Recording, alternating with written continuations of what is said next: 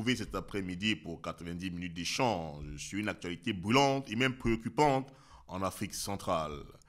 Cameroun, Gabon, République démocratique du Congo, tel est le menu cet après-midi sur votre émission Débat sur Diaf TV. Au Cameroun, on apprend à l'instant même la libération de la jeune journaliste d'Equinox TV, Mimi Mefo, qui comparaîtra libre. Au Gabon, les silences sur l'état de santé du président Ali Bongo continuent d'entretenir des rumeurs qui plongent l'opinion publique gabonaise et même internationale dans une véritable inquiétude. La République démocratique du Congo aura donc sa présidentielle au mois de décembre prochain.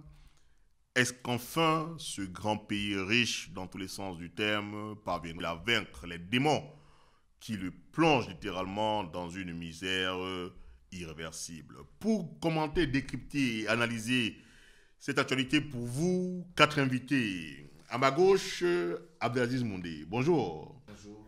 Et à sa gauche, pour une première sur Diaf TV, du moins sur le plateau de Diaf TV, parce qu'on l'a déjà eu sur un débat qui était plutôt porté sur la CPI, je me souviens. Et sur mes convictions quant à la défense des juifs et des homosexuels. Voilà, Maître Esther Zeffman.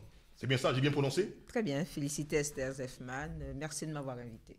Alors, en face donc, de féliciter Esther Zeffman, on a Armel Douglas Futso, consultant. Merci d'avoir cette invitation. Merci beaucoup, Guy, et bonsoir à tout le monde.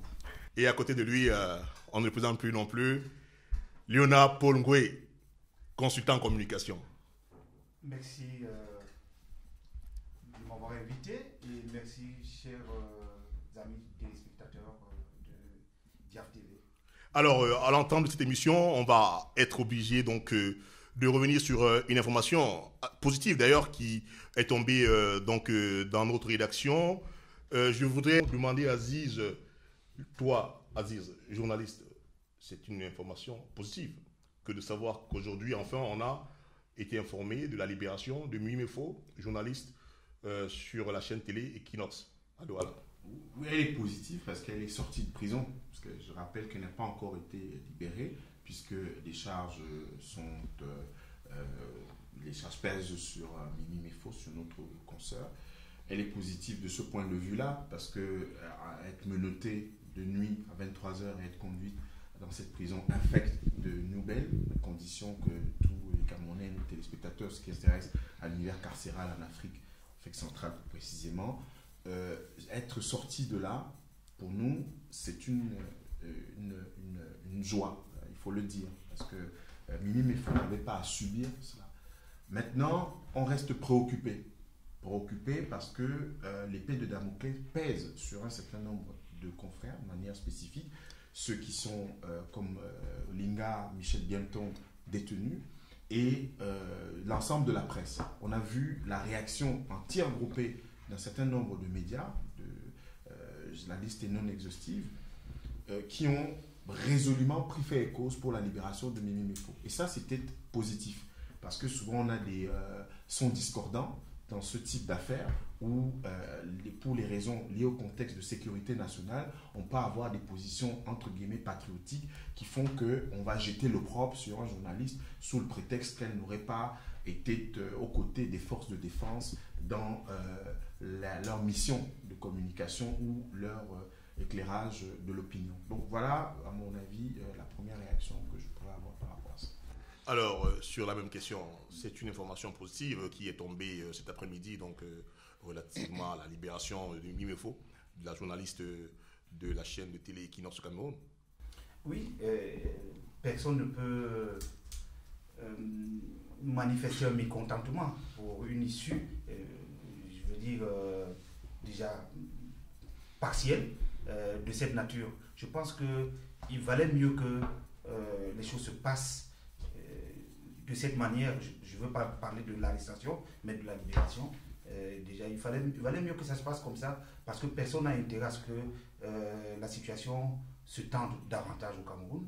Parce que n'oublions pas, Mimi Mefo est journaliste, elle est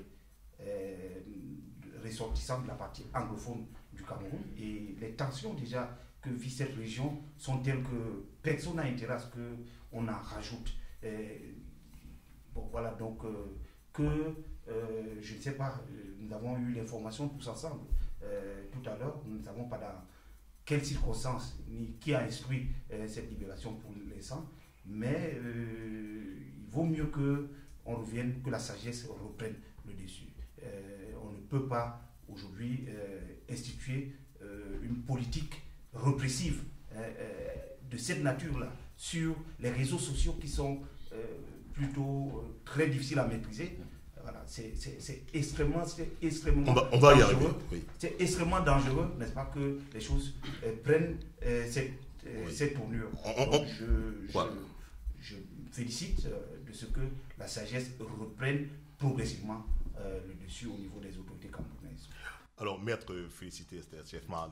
Écoutez, c'est la sagesse qui reprend le dessus ou c'est juste la mobilisation camerounaise? Je ne pense pas que ça soit la sagesse, parce que si ça avait été la sagesse, Olinga, Michel Bienton, dont on parle si peu, seraient en liberté. Si c'était la sagesse, deux professions ne seraient pas la cible du pouvoir camerounais, à savoir les avocats et les journalistes. Et quand ces deux principales professions sont la cible d'un régime, c'est qu'une dictature s'installe. Parce que ce sont ces deux professions qui défendent, qui sont la voix des sans-voix, qui se battent pour les libertés au quotidien et qui dénoncent. S'agissant de Mimi Mefo, que je ne connais pas du tout, mais pour lequel la détention a embrassé le combat qui est le mien, parce que le principe même dans le code de procédure pénale camerounais est que la liberté est le principe et la détention l'exception. Il n'y avait mais rien, aucune raison pour pouvoir lui mettre des menottes et pouvoir lui faire passer des nuits, surtout au regard même de la qualification des faits dont on pourra discuter, je pense, dès lundi devant le tribunal militaire et ici aussi, ne serait-ce qu'au regard de la qualification des faits, parce qu'elle elle représente toutes les garanties pour pouvoir se présenter à une juridiction camerounaise. Mais je dis, faisons attention. Ne tirons pas trop sur la pelote de laine. Et le gouvernement camerounais tire énormément sur la pelote de laine. Parce que dans ce gouvernement, il y a deux personnalités qui, je ne sais pas pourquoi elles se comportent ainsi, le ministre de l'administration territoriale et le ministre de la communication, qui font des déclarations. On a l'impression de vouloir mettre le feu, de jeter de l'huile sur le feu pour que le Cameroun s'embrase. Mais je pense que les personnes de bonne volonté feront tout pour que le Cameroun s'embrase. Je dis, nous devons continuer la mobilisation, d'abord pour que Mimi Mefo soit totalement blanchi de ces accusations qui sont farfelues, on en reparlera, pour que Michel Bientom, qui est depuis 18 jours au CED, soit élargi, et pour que Olinga, qui est à Bafoussam, soit tout aussi élargi, ainsi que tout le reste, tous les avocats, parce qu'il y a Michel Doki, il y a notre confrère Emmanuel Sim, tous ceux qui, aujourd'hui, il y a Mancho, Bibi Mancho, tous ces personnes. Nous parlerons de cette loi sur la cybercriminalité au Cameroun, qui est un fourre-tout pour lequel nous pouvons tous passer à la trappe. D'accord, merci. Avant de continuer, allume la lumière, s'il te plaît. Elle n'est pas allumée, là. Qu'est-ce qui s'est passé? Voilà, merci. Alors, Armel, sur la nouvelle qui est de toute façon aujourd'hui assez répandue dans les réseaux sociaux, c'est une nouvelle positive. Je pense que au-delà du constat que l'on peut faire que Mimi Mefo soit libérée, il faut bien se dire qu'elle n'aurait pas dû être là. Donc, sa place n'était pas en prison de toute évidence, de par les charges, comme l'a dit Maître Zaïfman, et aussi de par le fait qu'on constate qu'on a l'impression plutôt que c'est tout un message qui est envoyé à une profession qu'on veut taire, qu'on veut empêcher de parler, qu'on veut empêcher d'enquêter, qu'on veut empêcher d'informer et qu'on veut empêcher aussi d'éveiller des gens, d'éduquer des gens, parce que c'est leur profession aussi. Donc, il faut s'en réjouir, il faut s'en féliciter, mais au-delà de ça, il faut regarder le cas des autres journalistes qui sont toujours menacés, qui sont détenus parfois sans que l'on ne sache exactement ce qu'on leur reproche. Et ce qui m'interpelle finalement, c'est de me demander pourquoi est-ce qu'une journaliste se retrouve devant un tribunal militaire. Donc, alors que je crois que le Cameroun, après les engagements internationaux, pour qu'un civil ne soit pas transféré et jugé devant un tribunal militaire. Donc, c'est tout ça qui fait croire et qui fait penser qu'il y a toute une organisation, il y a des buts, il y a des objectifs non avoués derrière le cas de Mimi Mefo. D'accord, merci.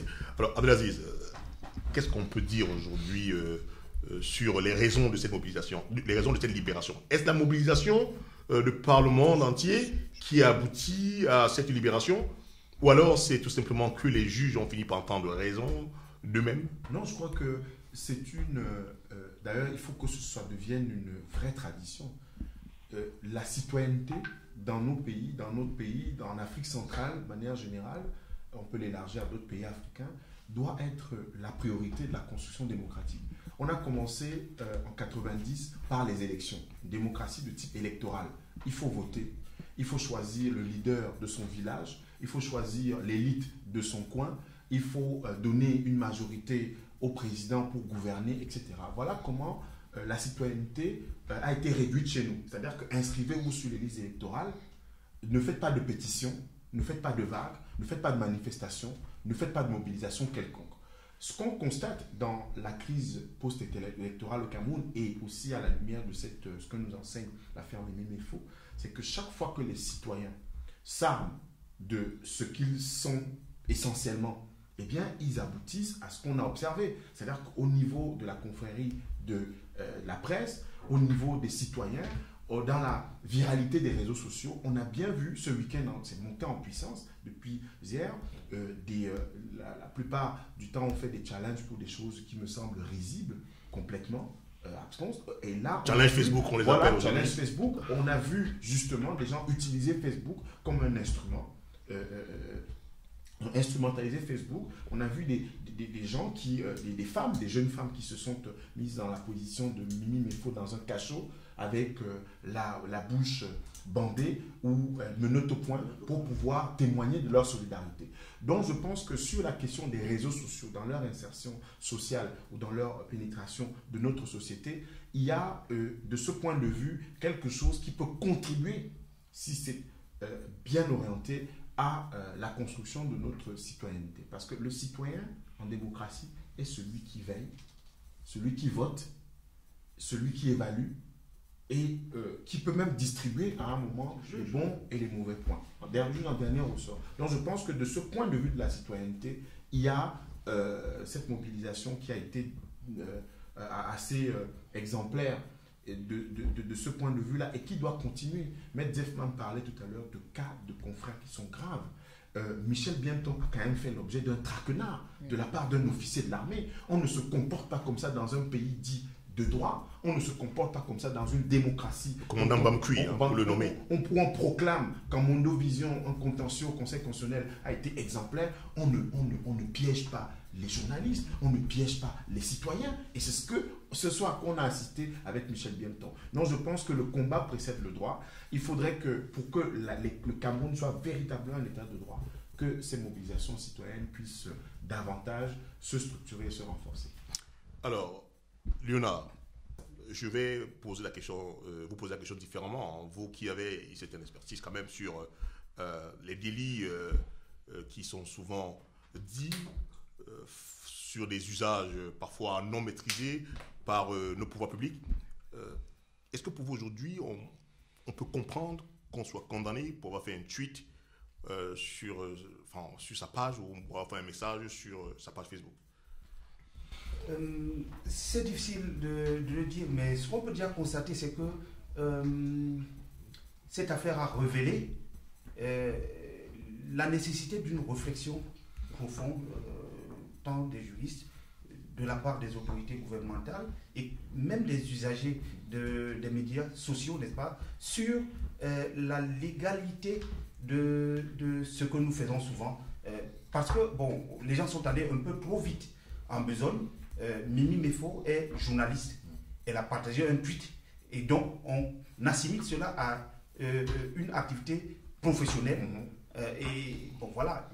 Ce que je remarque déjà, c'est que le tweet, l'information sur laquelle portait le tweet était signée d'une agence de presse qui n'a pas du tout été inquiétée. Pourtant, elle est bien connue. Cameroun News Agence, CNN. On peut interpeller les gens de Cameroun News Agency pour leur demander pourquoi est-ce que ils ont justement balancer cette information. Mais personne n'a pris la peine de le faire. C'est là où je rejoins justement Maître Zefman pour dire que ce qui se passe, c'est en réalité une tentative peut-être d'intimidation de la presse. Cela est souvent arrivé dans l'histoire du Cameroun chaque fois qu'il y a une radicalisation, je veux dire, politique dans les années, souvenons-nous, dans les années 70 et 60, déjà, il y avait eu une affaire autour de l'effort camerounais avec Bayeli dans les années 70, avec Célestin Dingo, n'est-ce pas, qui dirigeait un journal du diocèse de Konsamba, sous Monseigneur Domo. Dans les années 90, nous connaissons les désagréments, n'est-ce pas, qu'ont subi, entre autres, le regretté Pius Ndiaye.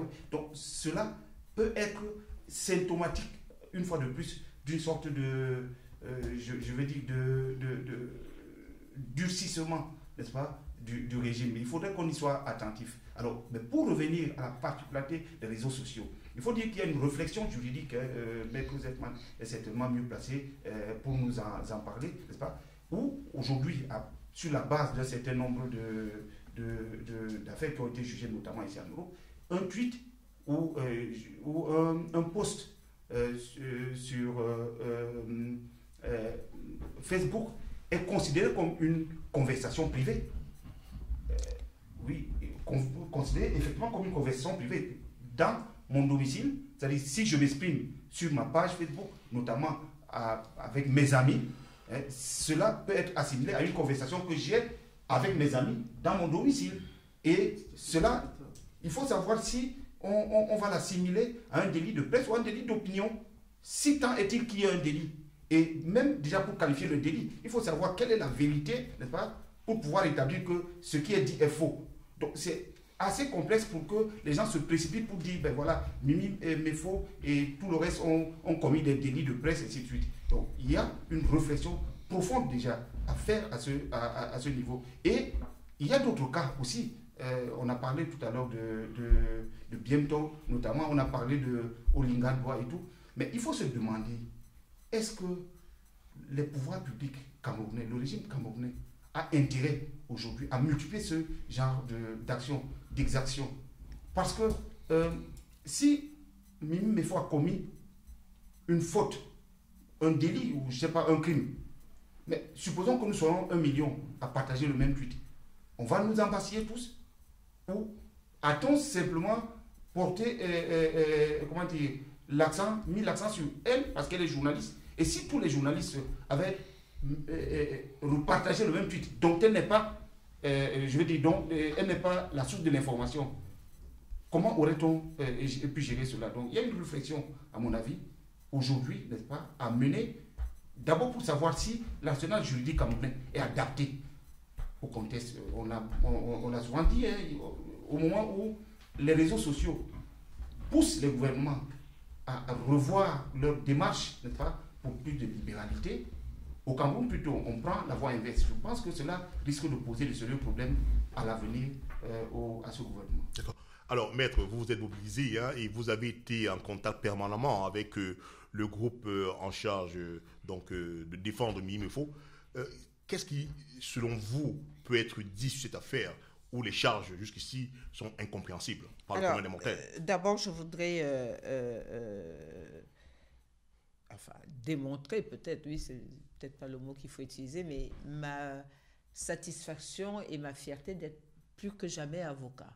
Parce que de plus en plus, mes confrères du Cameroun comprennent que la défense des droits doit se faire et elle doit se faire coûte que coûte, vaille que vaille. Je suis fière d'être avocat, je suis fière de mener, peut-être pas tambour battant, mais de mener à mon niveau des combats qui concernent la liberté des individus.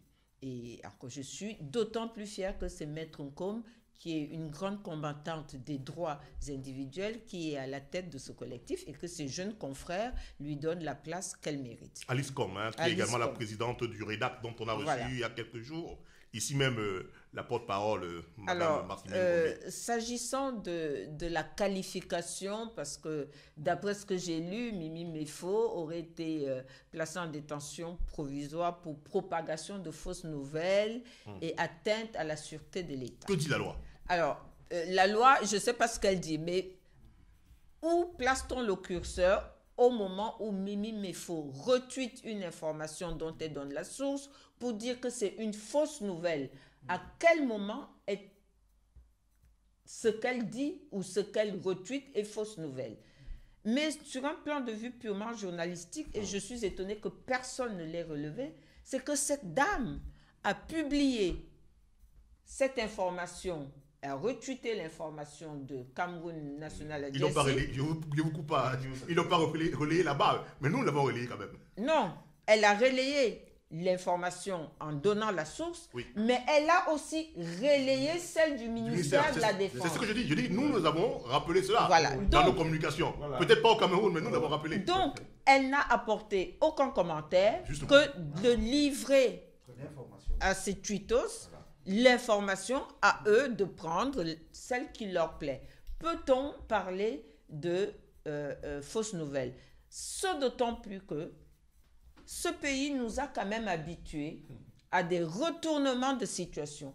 Rappelons-nous quand nous avions sorti cette vidéo sur des enfants tués sur le dos de leur mère, sans défense aucune, des bébés. On nous a dit, et là personne ne s'en est ému, hein? Les turiféraires du régime ne s'en sont pas émis. On a accusé un pays ami, Mali. qui est le Mali. On a accusé son armée. Alors là, l'armée du Mali, elle n'a pas eu de problème de morale. Hein. Vraiment, les soldats n'ont pas été comme ceux du Cameroun. Quand on dit l'armée, tout de suite, ils ont une baisse de morale. Mais mieux, quelques jours après nous avoir dit, avec les méthodes de Goebbels qu'utilise le ministre de la Communication, que mais non, c'est pas du tout l'armée camerounaise, ils sont mieux habillés que ça, ils sont machin, ils portent des chaussures, da. Ah ben non, le chef de l'État prescrit une enquête. Ah tiens, il prescrit une enquête à l'armée malienne? Soyons sérieux. Donc aujourd'hui, M. Issa Bakari Chiroma nous dit qu'il y a eu une autopsie. Mais si la transparence doit être de mise, qu'ils nous sortent le rapport d'autopsie. Qu'ils nous sortent le rapport d'autopsie. Il précise qu'il y a eu autopsie avec des chirurgiens américains. Oui, mais alors qu'ils nous sortent. Ah oui, mais Qu'ils sortent. Mais sauf que la veuve, elle-même accuse l'armée camerounaise. La veuve accuse. Donc, la veuve aussi serait passible du tribunal militaire. La veuve américaine serait passible du tribunal militaire. Elle aussi, elle contribuerait à baisser le moral des troupes camerounaises. Le moral des troupes camerounaises. Mais elle n'a pas été arrêtée avant. Non. À compromettre l'unité nationale, le moral des troupes camerounaises a des facteurs qui ne sont pas Mimi Mefo, qui ne sont pas les journalistes, leurs conditions de travail, leur salaire, et puis surtout cette guerre où ils sont obligés de tirer sur leurs compatriotes. Cette guerre qu'ils estiment, à juste titre, qu'elle doit être réglée par le politique et pas par eux. Et qu'on ne mette pas le dos. Mais non, que dit la loi? Puisque la loi sur la base de laquelle Mimi Mefo a été placée en détention, c'est la loi sur la cybercriminalité. Mais c'est un fourre-tout juridique. C'est un fourre-tout juridique, cette loi sur la cybercriminalité. Il n'y a rien sur la preuve. Ici en France, quand vous voulez faire un procès à partir de ce qui est sur Internet ou sur Facebook, vous faites constater par un huissier. Et l'huissier a des techniques de constatation. Alors là, on a des captures d'écran. Nous savons tous ce que nous pouvons manipuler, les captures d'écran. Parce que regardez même les différentes captures d'écran, elles ne sont pas pareilles. Les différentes captures d'écran qui circulent. Au sujet de Mimi Mefo. Au sujet de Mimi Mefo. Trafic, hein, Elles ne sont pas pareilles. avec Un infographiste, on trafique. Affûté, il réussit à vous faire Alors, un tweet, quand un gouvernement crédible, nous dit que apparence. c'est C'est sur la base de capture d'écran, c'est une fausse nouvelle, quelle est la bonne? Quelle est la vraie? Si le ministre de la Communication veut un tant soit peu qu'on croit à sa version, moi je lui demande de nous produire le rapport d'autopsie. Parce que c'est comme ça que les choses se font dans un pays où la transparence. C'est comme ça que les choses se font dans un pays où on n'accuse pas d'abord un pays ami, et puis il y a des précédents. Annoncer le décès d'un chef d'État d'un pays voisin, il faut que ce soit le Gabon qui sanctionne. Et cela a provoqué un incident diplomatique. Puisque un diplomate camerounais à Libreville a dû intervenir. Et ces journalistes sont en place. Eux, ils ne menacent pas du tout les relations entre ni la sécurité, ni la cohésion dans l'espace CEMAC. Ils ne menacent pas du tout. Alors, soyons un peu sérieux. Je pense tout simplement que, et je l'ai toujours dit, c'est peut-être une analyse de bas étage, mais pour une fois, j'accepterai que je suis à ce niveau-là. Je crois que le pouvoir est par terre et que chacun ramasse sa part de pouvoir. Et chacun fait ce qu'il en veut. On voit bien avec Michel Bientom. Mbaku a ramassé sa part de pouvoir. Un traquenard. Michel est détenu au sein depuis 18 jours. Le commissaire du gouvernement de Douala. Et ça, je parle sous le contrôle de Maître Alice Com, qui a vu le procureur général. Quel procureur général se trouve impuissant devant le commissaire général? Lequel procureur général lui dit « ça ne relève pas de votre compétence ». Oui, ce commissaire général, il a pris sa part de pouvoir par terre et a décidé, comme celui qui a décidé d'arrêter ma consoeur Michel Doki et de lui coller des motifs pour comparaître le 4 décembre prochain. Et ça, je dis, il revient au chef de l'État, qui a été élu à 71%, de ressouder la famille camerounaise, mais surtout de respecter, pas seulement la constitution camerounaise, mais le bloc de constitutionnalité camerounais, qui est constitué des traités, des conventions, de la Charte africaine des droits de l'homme et des principes généraux du droit et d'un préambule qui est clair et net. Il faut que la force du droit s'impose désormais au Cameroun, contrairement au droit de la force que l'on vit tous les jours. Merci, maître. Alors, Armel, quand vous écoutez tout ça, est-ce que vous n'avez pas l'impression que finalement, il devient un danger de s'exprimer sur les réseaux sociaux? Non seulement on a l'impression qu'il devient effectivement un danger, mais d'autre part, il faut se dire que on ne peut pas s'exprimer dans la rue, on ne peut pas s'exprimer dans la presse, qu'est-ce qu'il nous reste à faire? Aujourd'hui, on observe que les Camerounais s'expriment beaucoup plus sur les réseaux sociaux parce que ça reste aujourd'hui le seul espace de liberté qu'ils ont pour dire ce qu'ils pensent. Sans être chargé par la police, c'est ça que vous voulez dire? Sans être chargé par la police, effectivement, tu l'as bien compris. Parce que si on ne peut plus descendre dans la rue pacifiquement, calmement, marcher et que la police républicaine encadre les marches et prévient des débordements et fasse en sorte qu'il n'y ait pas de débordements, si on ne peut plus faire ça, si on ne peut plus se plaindre d'un fait d'une situation pour laquelle on n'est pas d'accord et dont notre conscience nous oblige, nous impose à le faire savoir, il nous reste les espaces qui sont prévus, qui sont virtuels aujourd'hui, mais qui aujourd'hui, le gouvernement a du mal à comprendre, d'abord, et ensuite à réguler. Donc, alors, réguler dans le sens du gouvernement, c'est interdit. Ils ne savent que interdit. Pourtant, c'est des espaces où les gens s'expriment. Pour revenir sur le cas de la journaliste Mimi Mefo, moi, je constate simplement qu'elle a fait preuve d'un très grand professionnalisme, parce qu'elle reprend une information d'une agence de presse. C'est quoi le rôle d'un journaliste? L'agence de presse produit des dépêches, elle reprend. Les journalistes doivent croire tout au moins à ce que l'agence de presse produit. Mais elle ne reste pas là. Elle produit également une information qui est la version du gouvernement.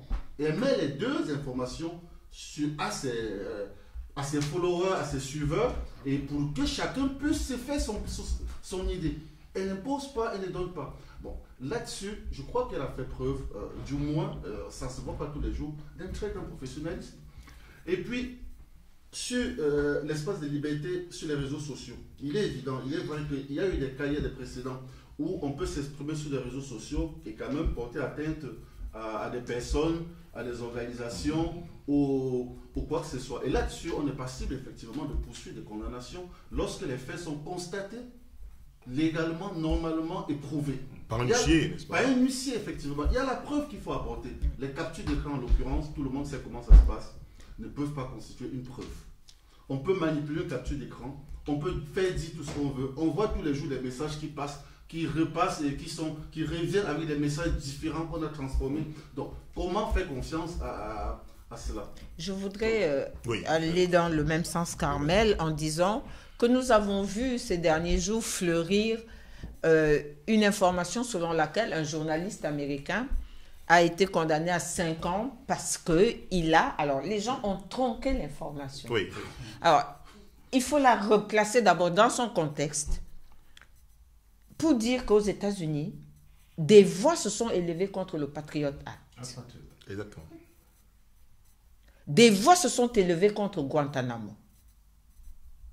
Et c'est un peu ce qui se passe aujourd'hui au Cameroun. Et que ce journaliste n'a pas été condamné parce qu'il a écrit un article. Ce journaliste a été condamné parce qu'il a publié un article de Wikileaks secret portant sur la sécurité des États-Unis. Donc le secret défense. Dont le secret défense, voilà. Les informations classées, classifiées. Tout à fait. Donc, les gens, moi j'ai tout simplement envie de leur dire, comparaison n'est pas raison. Mimi Mefo n'est pas dans la même dimension. Sur les interdictions, parce que je lis tout et n'importe quoi, notamment sur les marches. Voilà un pays qui viole sa propre constitution, dans laquelle il est dit que les citoyens sont égaux devant la loi. Quand il s'agit des marches du MRC, du SDF et des autres, interdiction. Et je reviendrai sur l'interdiction qui n'a pas lieu d'être. Quand il s'agit de celle du RDP, c'est autorisation. Le système des manifestations et des réunions au Cameroun est un système déclaratif. On déclare à la sous-préfecture. Pourquoi?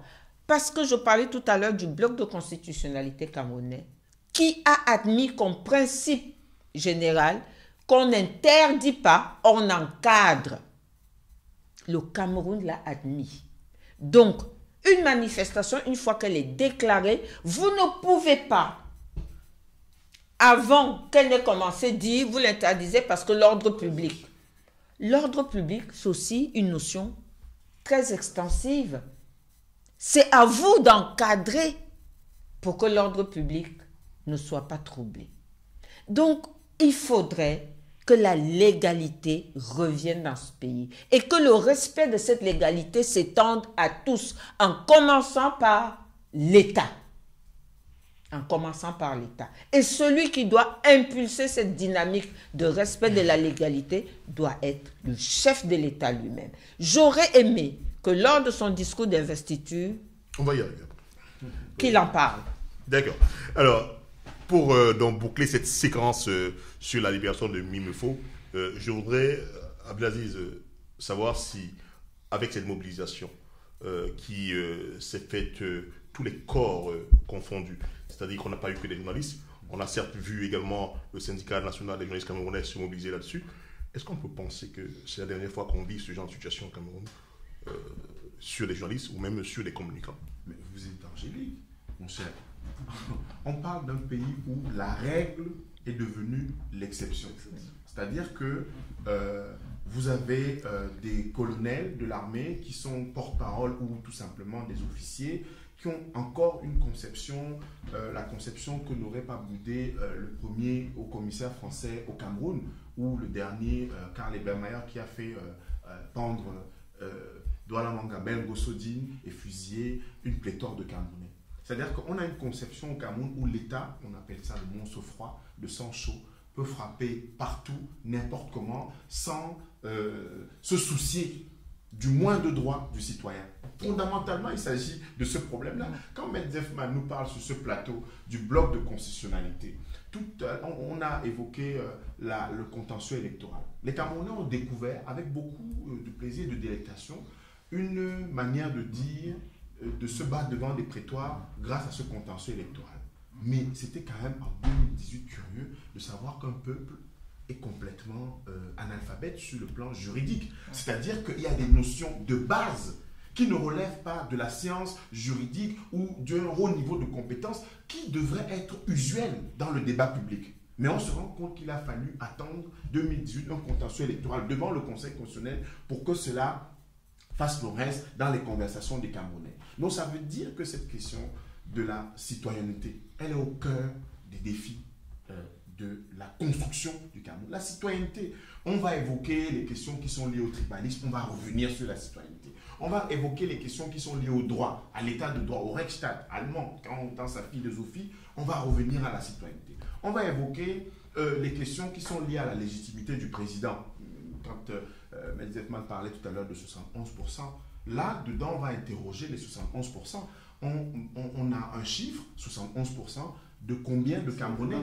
71% de 3 500 000 Camerounais sur 25 millions et un potentiel de personnes qui peuvent s'inscrire de 16 millions. Ça veut dire que les 2 400 000 personnes camerounais qui ont choisi le président Biya ne constituent même pas 10% de la population globale de notre pays, avec un taux de croissance naturelle de 3% par an depuis le dernier recensement. Les Camerounais sont entre 25 et 28 millions aujourd'hui. Donc 2 400 000, ce n'est même pas 10% des Camerounais. Et quand au sortir d'une investiture devant le Congrès, le Parlement réuni en Congrès, on évoque le fait que les jeunes se sont mobilisés et que cette mobilisation va faire l'objet vraiment d'une attention particulière. Vraiment, j'ai reçu ce message. Alors, on a en droit de s'interroger, de savoir le message que le président Biya a reçu, c'est quoi? Est-ce que c'est une invasion de l'espace public par des jeunes? Est-ce que c'est une insurrection qui devrait être réprimée? Est-ce que c'est un glaive ou une épée de Damoclès comme ça qui va planer sur la tête des jeunes? Ou bien tout simplement, il faut entendre le bruissement de la société. Et ce bruissement de la société revient à ces formes de mobilisation. Les comportements et la participation politique ont évolué dans le monde. Même dans des pays où, en Iran, où l'État est autoritaire, on a vu avec cette campagne contre le voile des femmes qui sont pourchassées par la police religieuse, les pastorales, qui ont osé résister en utilisant le biais des réseaux sociaux. Et aujourd'hui, on est en train de reconsidérer ces questions-là. Salman, en Arabie Saoudite, un pays qui est tout aussi rigoriste concernant les femmes, on a vu que le train de mesure qu'il prend est aussi lié à ce que les militants de droits de l'homme, les journalistes saoudiens qui sont fouettés tous les jours, qui ont 100 coups de fouet, n'ont pas démordu, sont restés, mais au taquet. Et donc, avec cette mobilisation-là, on voit qu'ils parviennent à obtenir, même si ce n'est pas des changements significatifs, on voit qu'ils parviennent à obtenir un certain nombre d'avancées dans leur société. Donc, la société camerounaise n'est pas en reste. Donc, je pense que, pour terminer, sur l'encadrement, la loi sur la cybersécurité ou la cybercriminalité, on prend des lois opportunes pour réprimer et non encadrer des secteurs et non fluidifier des secteurs. Et quand même, il existe des lois pour encadrer, on ne les applique pas. Elles sont dans les tiroirs, puisqu'il n'y a même pas de journal officiel au Cameroun. Tous les textes disent que le présent texte sera publié au journal officiel en français et en anglais. Où est le journal officiel? Nul n'est censé ignorer la loi, dit-on. Mais où est-ce qu'on trouve, même en numérique, est-ce qu'il y a un endroit où un Camerounais peut aller trouver un texte de loi? Dans sa sous-préfecture, dans sa mairie, dans sa commune, ou en ligne. Donc voilà les problèmes fondamentaux. Heureusement que pose cette affaire Mimi Mefo, la suite de l'élection présidentielle et puis maintenant les perspectives qu'il faut envisager. Ce qu'on peut rapidement... Oui. On est vraiment sur la fin de cet épisode. Moi, je retiens surtout la grande mobilisation qui a lieu derrière cette affaire Mimi Mefo et qui est en train de s'organiser, qui est en train de se mettre en place à l'aide et avec le concours des réseaux, des organisations qui sont habituées à ces genres de lutte et que les corporations camerounaises de journalistes également intègrent aujourd'hui parce qu'on a quand même vu derrière elles une très très bonne mobilisation et personne ne peut aujourd'hui contester le fait que si elle a été libérée, c'est aussi en partie beaucoup grâce à ça parce que les gens sont mobilisés.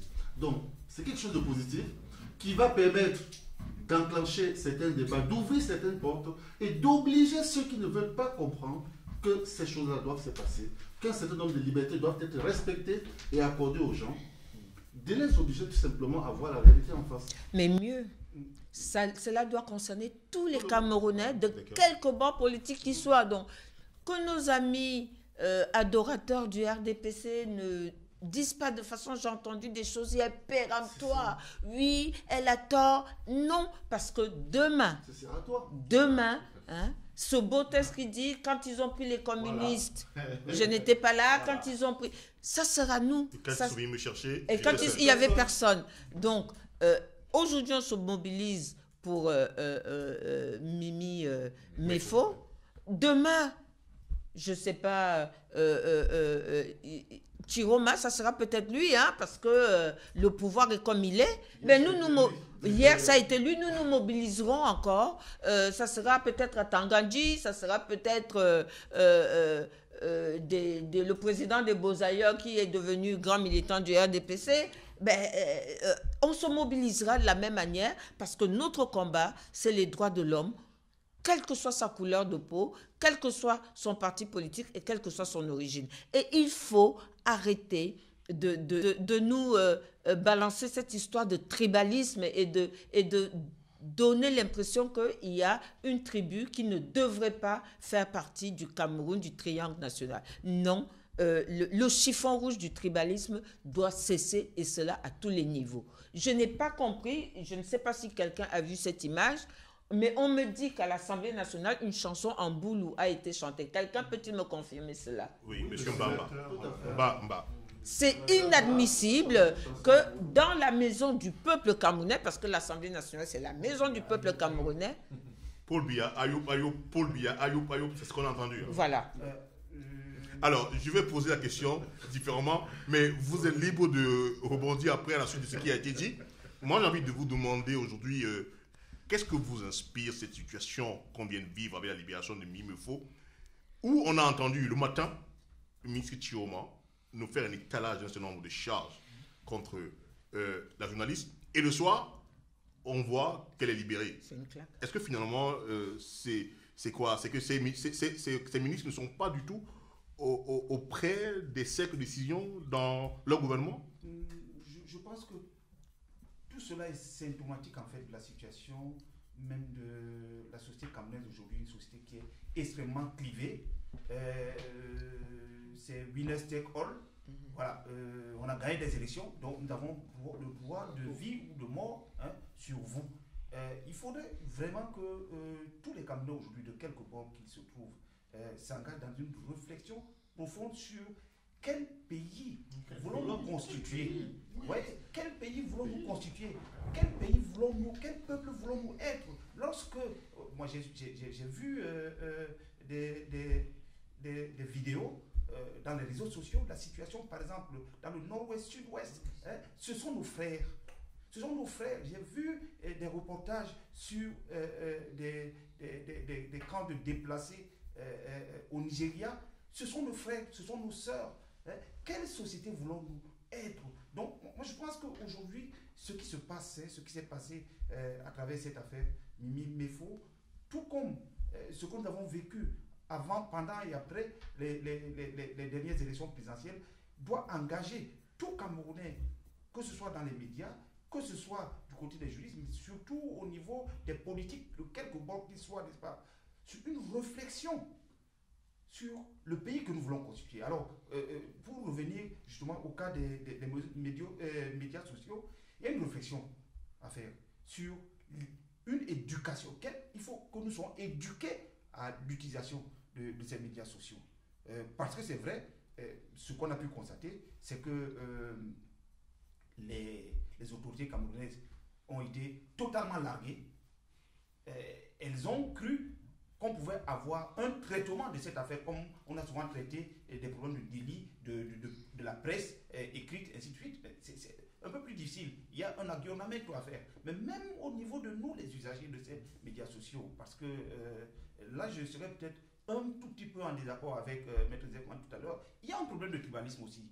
Hein. C'est-à-dire qu'une utilisation, je veux dire, malveillante des médias sociaux, indépendamment, n'est-ce pas, de certains dérapages qu'on a pu constater au niveau de l'État, peut exposer notre peuple, c'est-à-dire nous-mêmes, n'est-ce pas, notre nation, en tant que telle, aujourd'hui, n'est-ce pas, dans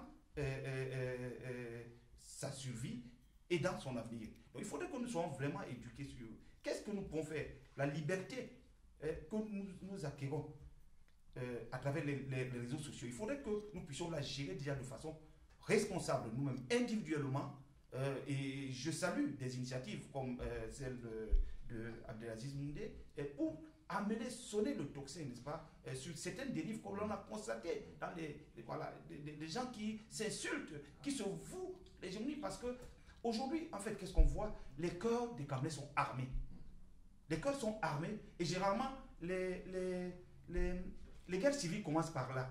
Quand les cœurs sont armés, il suffit juste que les bras trouvent les armes et tout est parti. Et nous sommes aujourd'hui à un niveau où les Camerounais se vouent parfois sur des questions qui relèvent des détails. On se voue des haines, mais on s'adresse des propos qui sont tellement haineux qu'on se demande. Prenons un exemple, celui de... Pour conclure, il y a eu cette affaire Boko Haram. Il y a eu un conflit entre le Cameroun et le Nigeria où nous avons tous apprécié la sagesse du gouvernement camerounais qui a choisi la voie du dialogue pour résoudre ces problèmes. Mais que ne pouvons-nous pas utiliser les mêmes méthodes? Oui, j'ai dit affaire de Bakassi. Mais je dis même quand il y a eu des arrestations d'étrangers notamment, n'est-ce pas, par Boko Haram. Voilà. Donc, mais on constate que pour gérer des affaires aujourd'hui qui opposent des Camerounais au Cameroun sur la conception que l'on peut avoir de la politique appliquée au Cameroun, on utilise d'autres méthodes.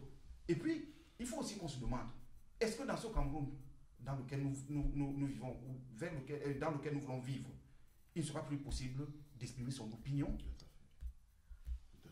Est-ce qu'il ne sera plus possible d'exprimer une opinion contraire sur une question politique sans que l'on invoque notamment la sécurité de l'État, sans qu'on invoque notamment des questions de troubles à l'ordre public, ainsi de suite? Jusqu'où va-t-on embrigader les opinions des Camerounais? Je n'ai jamais dit qu'il n'y a pas de tribalisme au Cameroun. J'ai dit qu'on arrête de nous montrer ce chiffon rouge toutes les fois qu'il y a des problèmes. Okay, d'accord. En ce qui concerne l'éducation, et je parle sous le contrôle d'Abdelaziz, je crois que j'ai été la première à traîner un Camerounais en justice en France. Il a été lourdement condamné. Oui. J'ai subi une salve d'insultes de sa part sur Facebook, sur les réseaux sociaux. C'est un cas d'école.